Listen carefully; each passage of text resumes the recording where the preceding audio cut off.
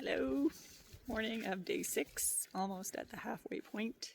Looking a little gray. Those clouds looked pretty ominous, but it hasn't rained so far.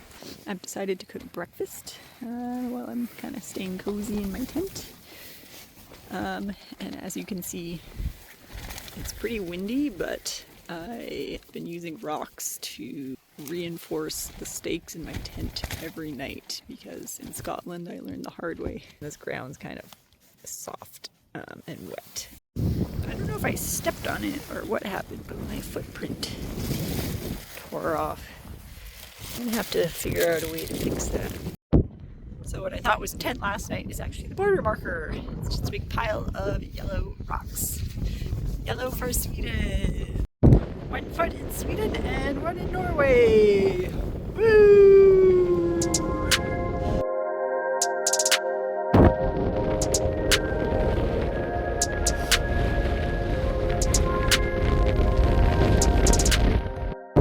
So safe to say the Swedish signs are already a lot better than the Norwegian ones.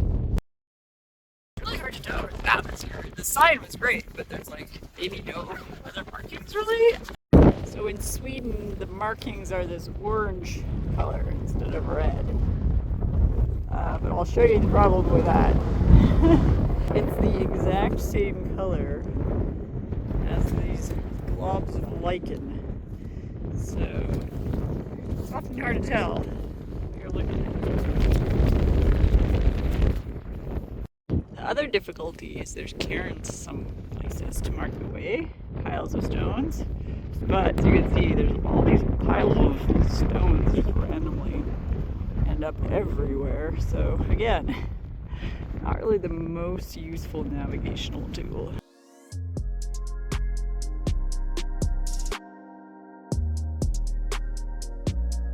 Pretty barren here. Not my favorite day of hiking, but interesting nonetheless. The landscape kind of reminds me of like islands or certain parts of Iceland, you know.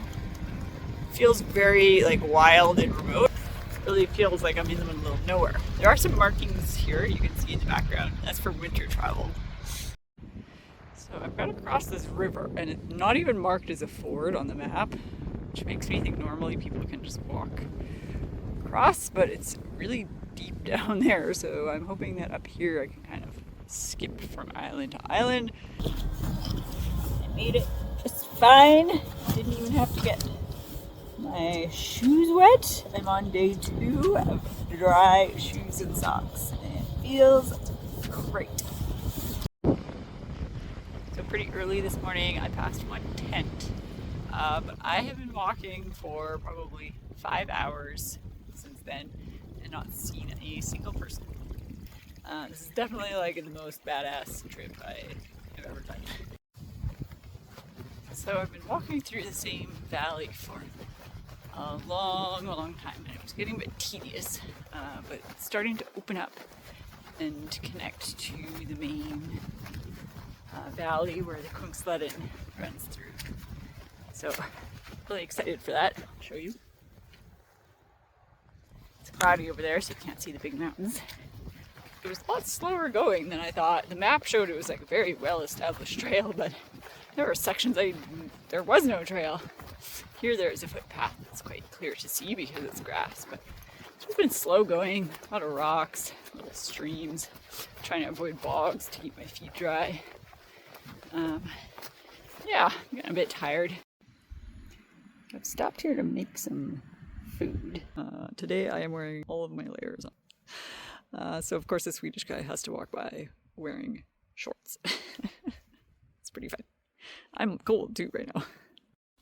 So that guy has hiked here before, and he said he's going to camp where I had sort of originally planned to camp, and he said it's really flat there, but the water is too silty. So I'm quite happy here. It's a pretty good spot. Nobody's going to be around here. One thing that would have been nice about maybe getting out there is there might be reception for my phone, and my mom has not heard from me for several days. I think it's been like 4 days since she heard from me. Sorry, Mom. So I have been carrying this little roll of tape around for God knows how many hundreds of kilometers. I never used it, but I just did to fix my tent footprint. So, hey, finally came in handy.